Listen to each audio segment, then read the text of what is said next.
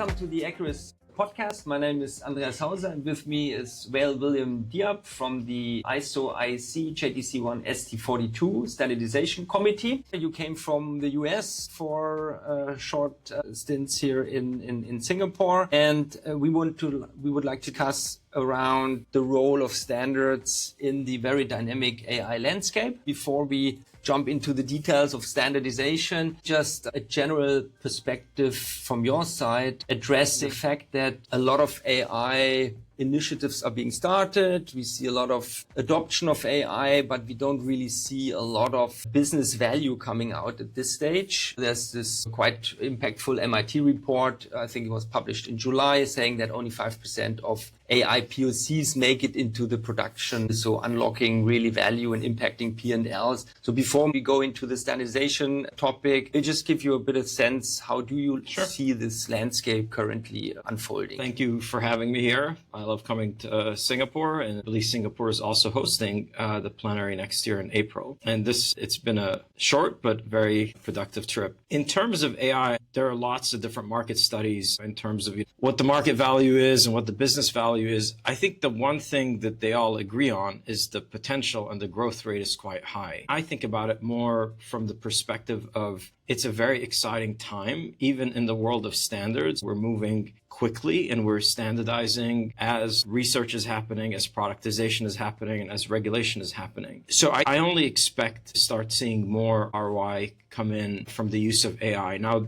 the question about how widely deployed, I think that varies also by sector. You can look at whatever market report that you want, and some will be more favorable, some may be less favorable. But the piece of it that I can reflect on from the standardization side is we're seeing a lot of interest, not just in the horizontal standardization, but the verticals. And so, for example, we just recently launched a joint working group with ISO TC68. So they work on financial system, and they're quite interested in seeing AI. We have one with ISO TC215 on health informatics. So we're seeing that there. We have one with IEC TC65 on functional safety for any type of mission critical, safety critical type of environment, which, you can think of like smart manufacturing, for example, transportation. The potential is there. The interest is there. I think the adoption will come. And part of what the standardization will allow is to do this broad market adoption while dealing with some of the issues that people are concerned about. That's also what we see as a healthcare, finance, specific sectors are a bit more ahead than others. When you look on the global landscape on a country or region level, do you also see specific countries who are more ahead of the curve than others? Yeah, one of the interesting things with the way ISO and IEC work is it's one country, one vote. So it's by national bodies. When we started the committee, I believe we only had 12 countries. Today we have, if I'm not mistaken, over 70 countries that have joined. And over 33% of those are developing countries, which I think is great because typically in a lot of these IT standardizations, we tend to see countries that are predominantly producing the technology. But there's such a high interest in AI that everyone is coming together, and not just from perhaps the production side, but also from the use side. So it's a bit difficult to answer a question of like, is there a particular region that's more ahead? I think it's more that globally we've been lucky enough to have such a diverse range of countries from all around the globe that each bring their expertise to the table. Also, what would be interesting to understand, what is the motivation of these different countries to join? Is it more protecting, making sure that AI systems are safe, or is it also more about increasing the adoption? I think the short answer, it's all of the above. Typically, the way the standardization works, the international standardization works in ISO and IEC, is we have the international committee and its subgroups, the working groups that do the day-to-day work. But each country, when they join, they can set up what is called their mirror committee. And that helps them come up with their positions on a particular topic. It's also the forum where they discuss things. And one of the nice things that we have seen has been the diversity in professional background of the people joining SC42 has been quite high. We have the typical data scientists, engineers, marketeers, business people, but we also have people from regulatory, legal background, ethical background, academia. And so each stakeholder brings in their interest and perspective. Sometimes it makes the discussions a little bit harder, but I think the end product is better. Because today, the first thing I look at when I wake up is my phone, and the last thing I look at is my phone. And technology has become so embedded into our lives that it's no longer just the technical specifications that are important, but it's what called the context of use of the technology. And this can be driven by things like regulation, which is an expression of what society wants. It could be driven by specific verticals, saying that, for our need. It could be driven by business needs. You mentioned earlier, you want a return on investment. AI can be an efficiency tool, and so on. Because of that, we now need to look at how the technology itself is being used. Now, in our committee, it's a technical committee, so we don't deal with things like what is the effect on labor. But we do have to look at the context in which the technology is used to understand it. So when people say, for example, I want AI to be safe, a lot of what we do is we come up with technical frameworks that help interpret that into technical requirements. And then people, whether they're designing the system or they're using it in their field or deploying it, can use these sort of technical specifications to help them understand. AI is an interesting animal or technology because we are in a very early stage right now, in principle. Although AI is around already for decades, but now it's really taking shape. But how do you anticipate the development of the next 5-10 years, not really knowing how that exactly will look like? When you have those conversations, it's maybe not like a technology that's there for decades already, and then you look back at what went wrong and what went right. It's really anticipating a lot of uncertainties and unknowns. There's a little saying I like, don't know what you don't know, but that doesn't mean that you can't have a structured approach to looking at it. I think the first thing that's different, which we touched on in the past with compute systems, telecommunication systems, all these IT areas, we were very focused on efficiency. Can I get something done quicker? Then we started to think about relative cost. We don't want this to cost an arm and a leg. As time evolved, we started thinking about, okay, we should also look at security and privacy, sustainability. So one of the things that is different when we look at societal concerns or ethics, we are doing this from the start. So we're not getting it out and then trying to fix it, as you noted. So that is a little bit different. I think the second piece of this, operationally within the committee, we do a lot of trying to answer that question. We don't know what we don't know. For example, on an annual basis, all the groups go through a strategic road mapping exercise. This year, I created a little template so it's easier as we've gone bigger to be able to look at it. What do you see your projects in 12 months, 3 years, 5 years and more? What technology trends are you seeing? And what have you done relative to the previous ones? So we can do strategic planning like that. We also think it's important to do things like this, where you try to reach out to different stakeholders, different interest groups. Not everyone needs to be involved day to day in the standards, but being able to understand the requirements, explain what you're doing to identify gaps is important. So we run, for example, a workshop twice a year. It's virtual. It's complimentary. You can join. We typically invite speakers. We may do a deep dive on a particular application area. We look at things like beneficial AI, emerging trends, and we also look at some of the new standards that are coming out. Similarly, when we go to our meetings, we typically invite keynote speakers to come in. We try to participate in workshops. It's not just me or the committee manager, it's our entire team that tries to reach out. So I think those are the types of things that we can do to be able to, at an operational level, keep current, if you will. And sometimes we'll get it right from the first time. Sometimes we won't, but that's fine. We just go back and adjust that. The last piece goes back to the diversity of the stakeholders, but not just the experts, also the other organizations that we collaborate with. And so we have traditional standards development organizations, we call them SDOs, that we work with.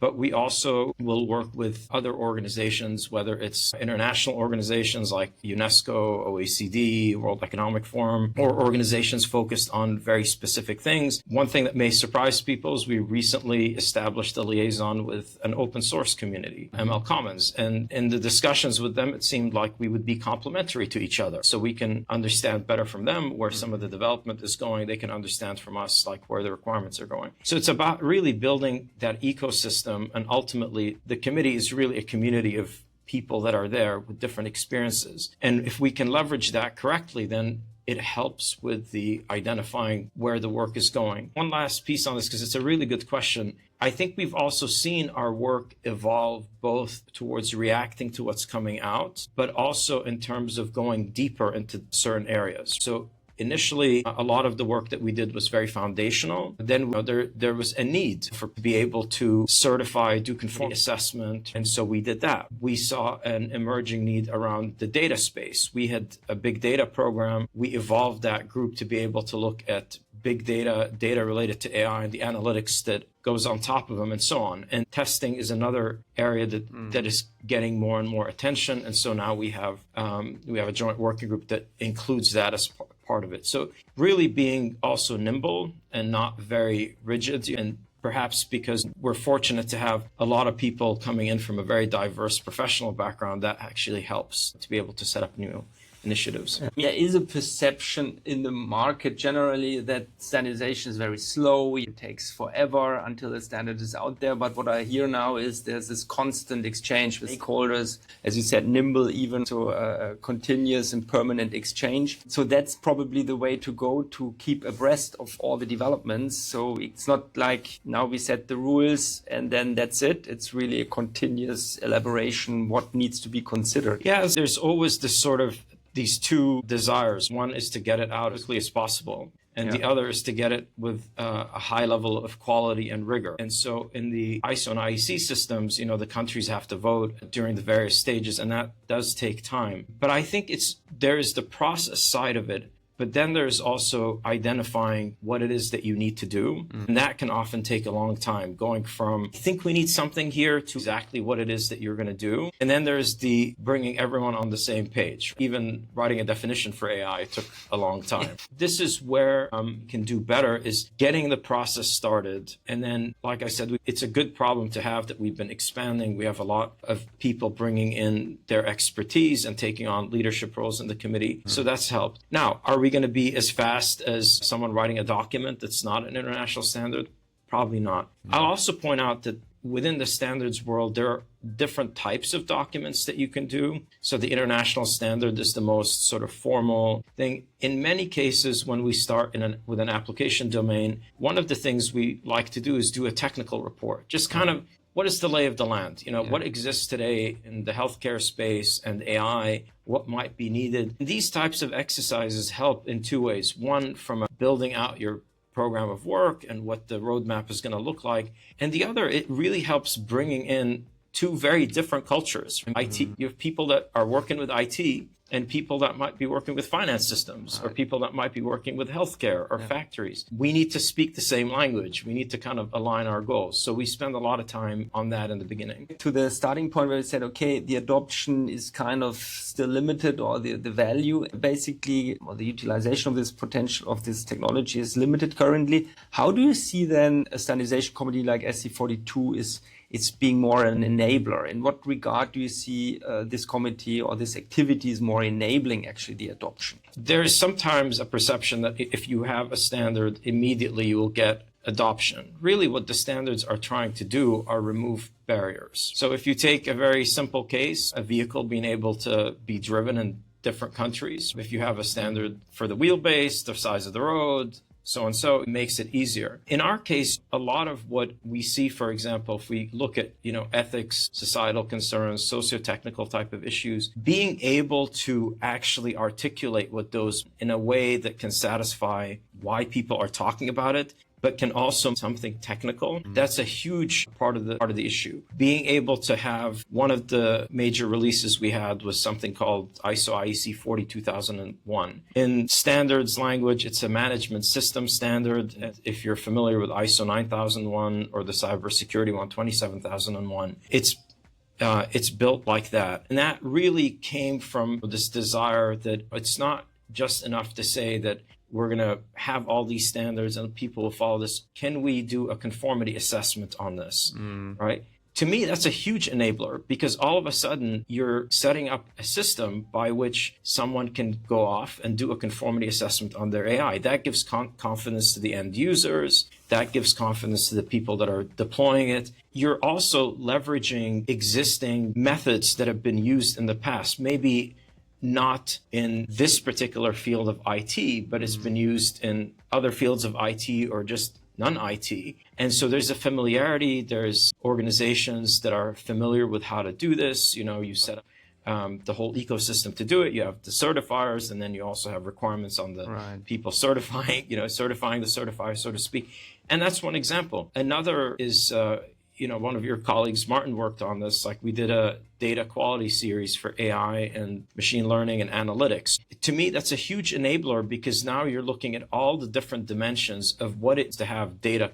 What is data quality? Whether it's from a definition point of view, governance point of view, use point of view. And I think a lot of this makes it easier for people to understand and deploy the technology. We also did one of our first joint working group was with a committee in under ISO and IEC JTC1 that does IT governance. And we did a standard looking at governance of AI. So this really was targeted at decision makers, whether it's a board or it's a manager or something like that, looking to deploy an AI system and trying to see what sort of questions they would look at and what kind of answers we would give. So we really brought these two communities together. From our side, we had the AI experience. They had the experience of thinking about this problem. I don't think there's one silver bullet that says if you do this one standard, then tomorrow you're going to see a billion AI systems. I think it's more incremental. We address the needs, make it easier for people to deploy, understand in their environment. And I think you mentioned something interesting earlier. You also see outside of the standards world something similar, which is different sectors are moving at different speeds. Maybe it's necessity, maybe it's a familiarity with other related technology and so on. And so I think it's all coming, and we now have more joint groups in SC42 than direct groups. That's how much level of interest we're getting from other committees inside of the ISO IEC family. We really see that is a strong enabler. But on the other hand, we see also very low adoption of standards. We see a lot of businesses on the one hand, and on the other hand, there's the standardization world. So question, of course, would be then, how can we increase the adoption, not of AI systems, but of the standards?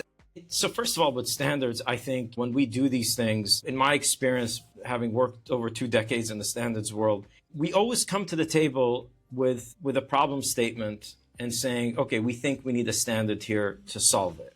The reality is that not every single standard will get wide adoption. And I think if you were good at guessing what standard would do it, you probably should work on, like, in the financial markets and guess on stocks, right? If you're that good at if you're good at predicting the future. But what we try to do is approach it in a structured way and, look at what the problem is, what the justification is, what the need is, who are the stakeholders, and we do that. But I think it's also important to kind of look at, because something you said earlier was, it's not just the burden side, what you're trying to think, which a lot of times, understandably, it might be referenced in regulation or it might be used as best practices to make sure to limit the downside and address the issues. But there's a lot of interesting work that's going on also in terms of enabling applications. So we talked about some of the sectors. We talked a little bit about the data group and what they're doing, but we have plenty of others. One exciting new area is we have a joint advisory group on AI and sustainability. And so we've had a few projects in this area, but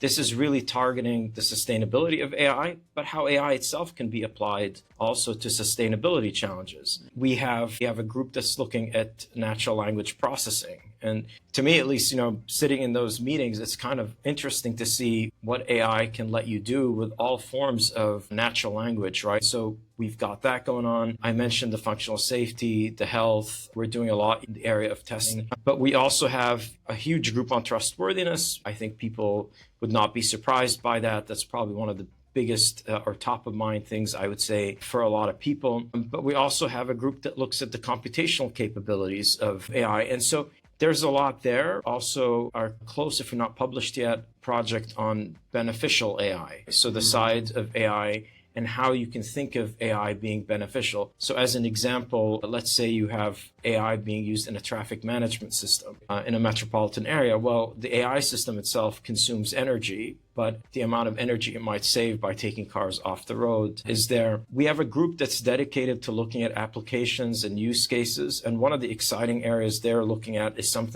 this idea of human-machine teaming and how that can work, with AI being there. So there's a lot going on. And when we talk about, broad adoption standards, it takes time. In some cases, certain standards will, if they're referenced in regulation, need to get translated into the language. There's that aspect of it that can take time. In other cases where it might be used like in a particular vertical, again, it goes back to, in some cases, the standards may not have been on time, but in the cases where the standards, and I would like to think that we have done a good job of this in SC42, it's also the industry being ready to adopt. And we're seeing that across the board, where in some verticals and some applications, AI is already being used. And it's more a question of how I have a more structured approach. In other sectors, we see that, okay, they're getting ready to do it. They have certain constraints or certain concerns, like functional safety is a good example. I'm going to put it in a smart factory. I need to make sure that I've addressed safety correctly. So, there we would be an enabler to help that happen. And other sectors are starting to look at it. But just to give you an idea, we have over 85 liaison relationships with other committees and external organizations. That's a huge amount of thing. And I think it's very reflective of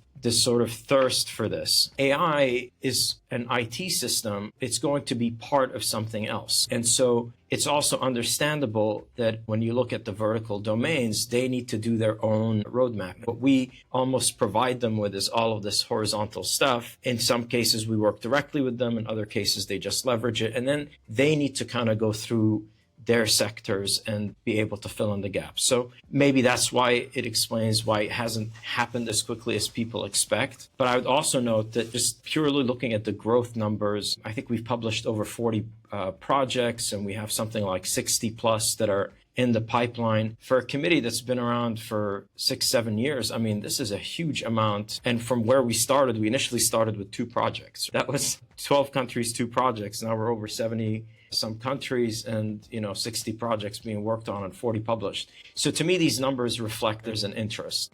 I was just wondering, obviously you're not running out of topics the next time. What we hear is more, it's getting, the momentum is even increasing. As a last question, you mentioned sustainability, functional safety, vertical aspects to it. So which of those topics you see are in the next few years the hottest ones, or are they all more or less equally relevant? Thinking of it from the point of view of the committee, I would have to say all the topics are equally important. Right? It's like, I go back to what I said. Our stakeholders, our national bodies that participate, when they bring in ideas, clearly they think it's important. And when the committee votes it in the program of work, they acknowledge that. For me, the way I would answer the question would be a little bit different, is when we look at our road mapping exercise, what is it that we see? Because I think that maybe puts more emphasis on where we're going as opposed to what we think is important, not important.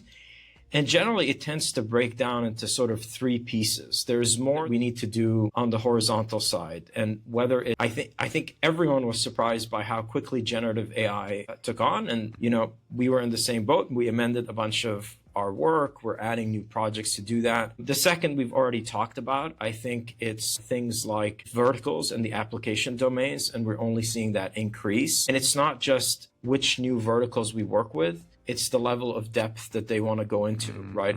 I don't think it's sufficient just that, we hand them a terminology document. It's more like, I want to use everything that you've got and then build it into my portfolio. And then the third, I think, it's pretty simple. It's what new topics do you see emerging? And sometimes, like, for example, AI safety is a big topic that's been recently discussed. And one of the things we have to do is, clearly not all of it will be standards related, but the piece that is, one of the things we have to do is look at what is it that we have that's existing that applies here, and do we have a gap? Sustainability is another one. And I think both sides, not just saying that the AI systems themselves will be sustainable, but how can we use it for something good? And that kind of leads me to the big one, which is beneficial AI applications. Sometimes we forget that piece of it. And to me, I think at the very least, AI is an efficiency tool that is certainly like, my kids' generation is going to be using it a lot more than my generation. And I don't think they're going to know how to work without it. That's a good thing. We've had these workshops, which I really encourage people to, they're also archived and you can go in and see the presentations. Just really amazing stuff that's being done with AI that was not possible, from whether it's health and heart applications to, we had a presentation with what some of the high-end race cars are doing with AI. I mean, it's pretty impressive stuff. And I think to kind of close it back up. One of the things is, you said earlier, the concept of AI is not new. I think what's new is the fact that we have all of these capabilities on the technical side to be able to do these things now. And so it's exciting, right? And it's keep growing in leaps and bounds. Not only the AI itself or the AI systems are exciting on the solutions, but also the work you're doing. For those also who want to join those kind of committees or activities, I think it's about bringing a bit more insights into this. Also, this podcast is one of the purpose of this, to bring a bit more light into the world of standardization. And it's not just a dry exercise, writing clauses. Yes, sometimes it can be tedious. But ultimately, it's a very exciting time. And the role of standards is really make sure that AI systems are for the benefit of society and the environment. So I think it's also a very important role. Right? Importance and excitement is now coming together. It's very nicely put. You're right. It's an enabler to make sure that, people can engage and society can come together and decide what it wants. And, I think also you touched on a point that the role of standards is changing. But if anyone watching this is interested, please reach out. And, if you're interested in whatever the level is, just learning more, you want to be involved directly, reach out. Even if you think that we're doing something you disagree with, that's even better reason to engage. That's an invitation to the audience to join these activities. Thanks again, Wael. It was really a pleasure. Great having you here. Thank you for having me.